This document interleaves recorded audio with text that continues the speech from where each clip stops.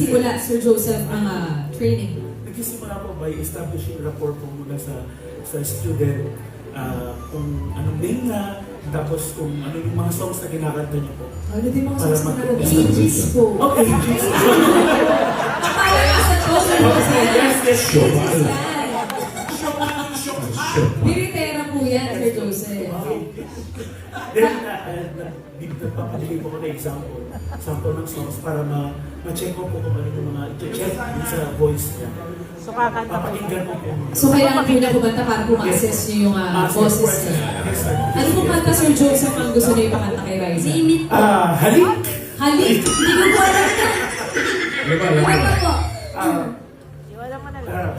Basta sa ulan. Ayan, sa ulan. Pedro. Kuya Pedro, labas ka muna.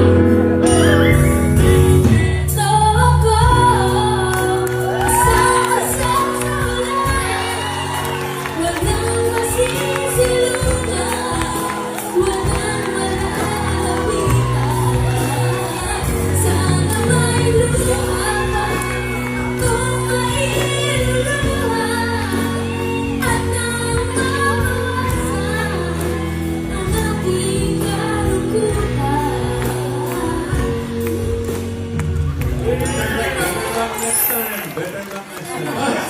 Hindi, dahil ko coaching. Papacoach. Ano pong advice to Sir Joseph? So, after ko ng pagkanta ng student ko, binibigyan ko po ng positive feedback first. Positive feedback po muna, tapos yung negative. Kasunod po yung mga needs to improve. Improve, yes. Para mas, yung first po na tinitingnan namin na yung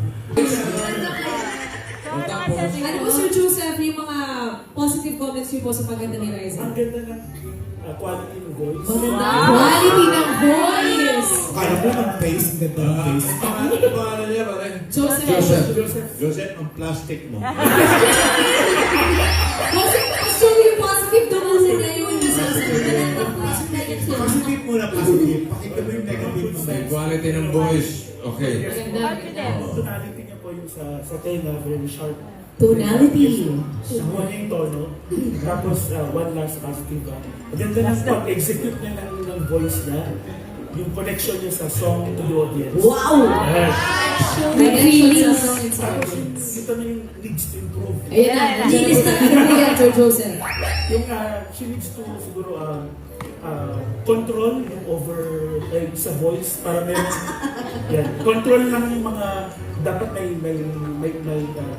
piano, may soft, tapos yung dynamics ng singing niya. Naku, tagilin to. Yung dynamics. Nag-iisip na. Dahil yung konti lang na needs to improve, then mas marami yung good side. Wow. Para mas ma-enhance yung confidence ng student.